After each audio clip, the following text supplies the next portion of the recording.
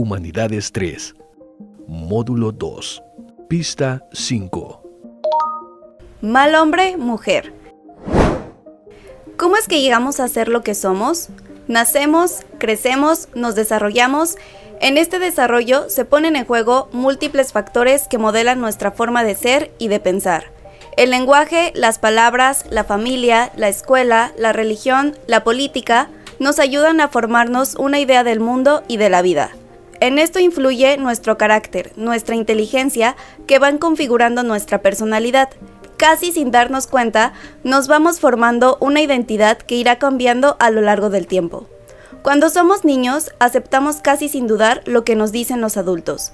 Esto significa el que ha terminado de crecer, quienes muchas veces nos espantan con historias de fantasmas o nos dicen que nos va a salir un árbol en la panza cuando nos comemos una semilla de limón. Y si bien nos parece algo muy improbable, asumimos que podría ser cierto, pues no tenemos la experiencia suficiente para entender que no es así. Ludwig Wittgenstein, un reconocido filósofo alemán, afirmaba que los límites de nuestro lenguaje son los límites de nuestro mundo, porque el lenguaje va más allá de nombrar la supuesta realidad. El lenguaje también clasifica la realidad, la ordena, la configura y la estructura. Por eso, el poema Cuando muere una lengua, rescatado por Miguel León Portilla, nos dice que cuando se pierde una lengua, se pierde una puerta, una ventana, mundos que ya nunca se volverán a conocer. Pues bien, entre el entorno que nos rodea y las decisiones que vamos tomando, existe una mezcla de libertad y necesidad. Es decir, necesitamos muchas cosas para existir y sin ellas probablemente no seríamos lo que somos. Pero a la vez sentimos, pensamos que nosotros elegimos si hacemos algo o no. Actuamos creyendo que somos libres. La libertad no puede ser completa y total. Siempre se apoya en la necesidad. En la necesidad quien sostiene la libertad. Pues si lo pensamos bien, una libertad sin límites nunca sería nada en concreto. Es necesario que coma para vivir, pero a la vez puedo decidir y ser libre de no comer nada. No puedo decidir dónde nacer, ni la educación que he de recibir, ni cómo me han de llamar. Muchas cosas escapan a nuestro control. Si lo pensamos un poco, todo lo exterior a nosotros nos es extraño y hostil. Al menos en el primer fragmento de nuestro segundo en que nuestra conciencia se sienta separada de ese mundo que está afuera. Posteriormente, podemos o no entender aquello que se nos presenta y lo que entendamos o no dependerá de toda nuestra experiencia pasada, de nuestras creencias inculcadas, de los pensamientos y sentimientos que generamos ante diversas situaciones. Nuestra lengua será definitiva para tener identidad. El lenguaje, que abarca signos, símbolos, códigos, valores, ideología, tonos, actitudes, gestos, etc., en palabras de Yuri Lotman, funciona como un modelizante primario de lo que podemos entender o no, de las diferentes configuraciones culturales o las que podamos acceder y reproducir. El lenguaje nos modela, pues al usarlo y asumirlo nos va construyendo una visión y una forma de entender, de escuchar el mundo, de percibirlo. Además del lenguaje natural, el lenguaje primario con el que nos comunicamos, para Yuri Lotman existen otros lenguajes secundarios, como el arte, el cine, la literatura, la música y todos aquellos saberes especializados como el lenguaje matemático.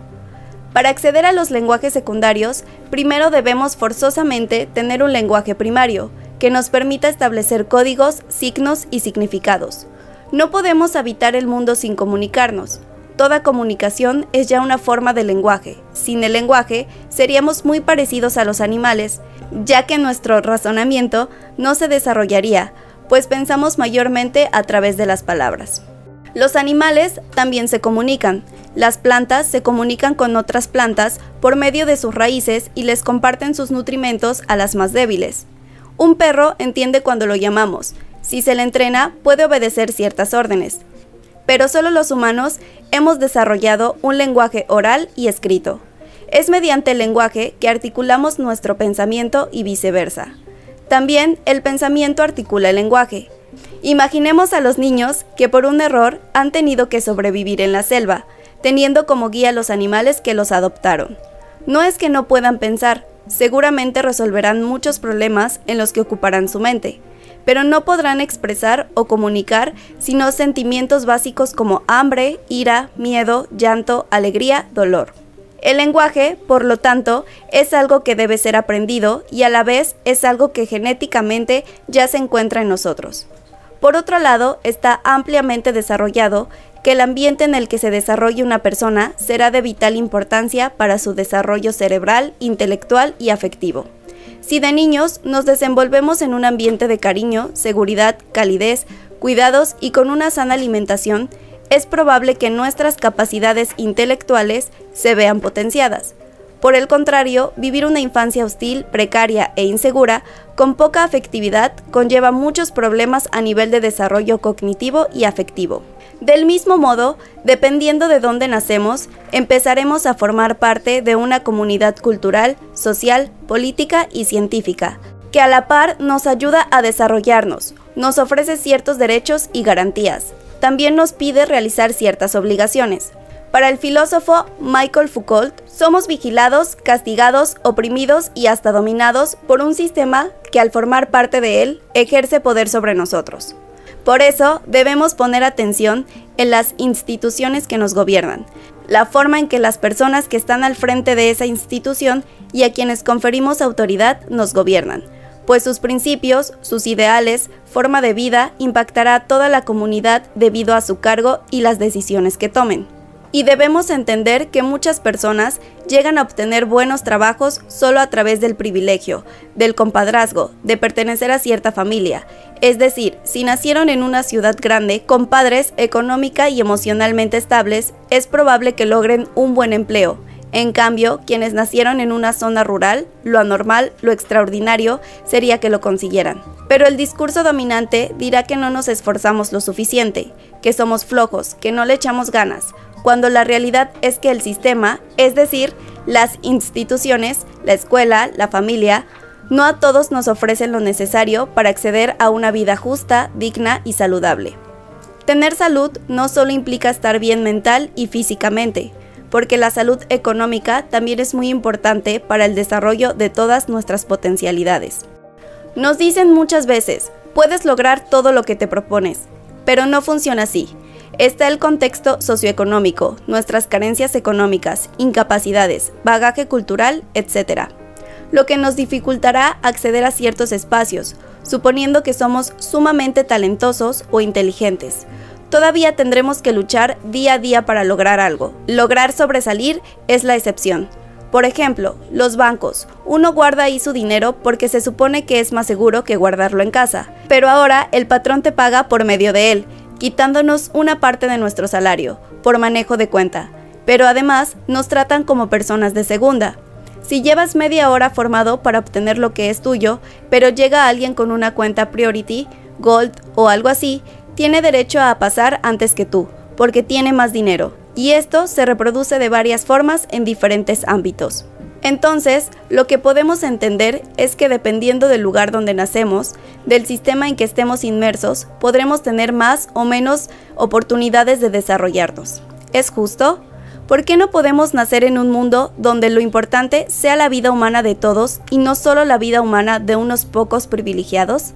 Si la justicia se basa en que exista una distribución donde la riqueza generada por todos sea repartida a todos por igual, ¿por qué no podemos lograrlo? No podemos, en estas páginas, debatir los argumentos que se ofrecen del por qué somos como somos, pero una teoría que destacó en la filosofía y antropología de la segunda mitad del siglo XX, en la que desarrolló el filósofo francés antes mencionado Michel Foucault, para quien así, como nuestro cuerpo es el resultado de una evolución, lo que pensamos y cómo nos comportamos es resultado de diferentes coacciones, que él llamó disciplinarias. La familia, la escuela, el hospital, la cárcel, el centro comercial son instituciones que ejercen un poder disciplinario sobre nosotros y nos obligan a comportarnos de cierta manera. De lo contrario, no solo las personas con autoridad, como el policía, el médico, ejercerán sus juicios normalizantes sobre nosotros, sino la sociedad en general. E incluso nosotros mismos nos autorregularemos y comportaremos de cierto modo, dependiendo del lugar. Y esto se da porque hemos interiorizado un discurso que nos impone normas, modelos, comportamientos. Por ejemplo, la vestimenta en un principio era algo impuesto. Nuestros antepasados debieron sentir mucha vergüenza de usar pantalones o camisas, pues era una ofensa para ellos vestirse de ese modo y no con ropa de siempre. Pero ahora no solo nos vestimos con estas prendas, sino que copiamos y deseamos vestirnos como los que son famosos y poderosos, lo que muchas veces hace que perdamos nuestra identidad. Pensemos en una tribu, quien se encuentra al interior, quien ha nacido en ella. No puede ver el mundo como nosotros, su estilo y forma de vida nos parecerán absurdos, sus bailes, sus ritos nos parecerán extraños. ¿Qué es lo que hacen que se comporten de ese modo y no de otro? ¿Qué hace que valoren ciertas cosas por sobre otras? Foucault responderá que son las normas que se han impuesto a sí mismos, en favor de una libertad para todos. No existe una naturaleza humana, sino una diversidad y complejidad humanas. La norma, las leyes, no es algo que sea una ley natural, común y universal, pues de ser así, todas las culturas en los diferentes tiempos adoptarían casi las mismas normas. Foucault, para entender cómo llegamos a ser lo que somos, analiza 3 diferentes periodos históricos, el de la antigua Grecia, el del Imperio Romano y el del cristianismo.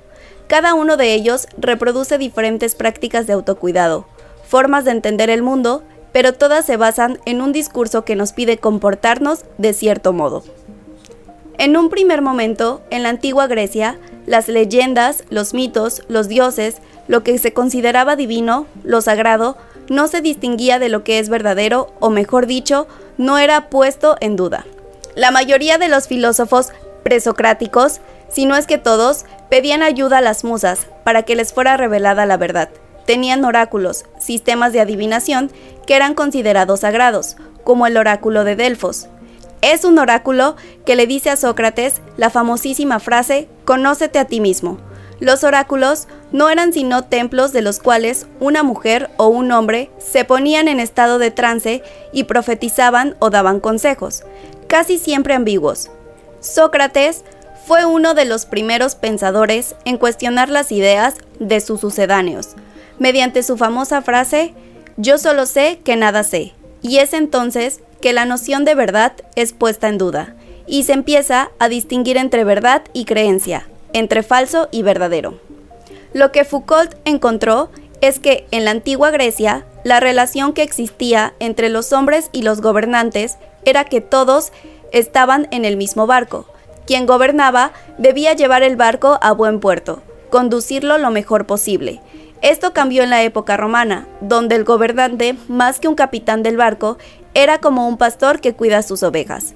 En el primer sentido griego, un gobernante no estaba por encima de sus gobernados, no era superior a ellos, excepto por el conocimiento que tenía de la nave que guiaba. Pero en el Imperio Romano, en el cristianismo, los reyes, la idea era que el gobernante era casi divino, superior en todo a sus gobernados, tal y como un pastor con sus ovejas. Las ovejas no pueden guiarse, son dependientes por entero de su guía.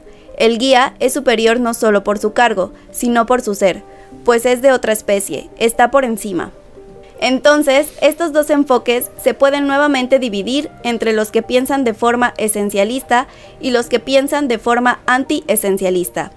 Existen muchas versiones del esencialismo, así como de la postura contraria. Para algunos esencialistas, su lugar en el tejido social, su forma, altos, fuertes, bajos, etc., su color, la posición que ocupan en la escala social, está definida por su esencia. Así como los reyes justifican su poder al ser directamente escogidos por su Dios para dominar. Incluso, hoy en día, los gobiernos de algunos países siguen pensando que su Dios los puso donde están y que pueden hacer lo que sea en su nombre. Otros esencialistas, como Saul Kripke, definen que algunos objetos tienen propiedades esenciales. Para los antiesencialistas, la naturaleza humana no existe y todo lo que se forma alrededor de la humanidad puede ser explicado sin recurrir al determinismo biológico, sin que mediante la razón y la ciencia podamos explicar cómo es que llegamos a ser lo que somos. Para los esencialistas, por ejemplo, se asume que las personas son discriminadas porque ya son diferentes, cuando en realidad es al revés. La diferencia y la aparición de identidades diferentes son producidas por la discriminación, un proceso que establece la superioridad, lo típico o la universalidad de algunos en términos de inferioridad. lo atípico, la particularidad de otros. Nos dice la lingüista y filósofa Judith Butler. Fin de la pista.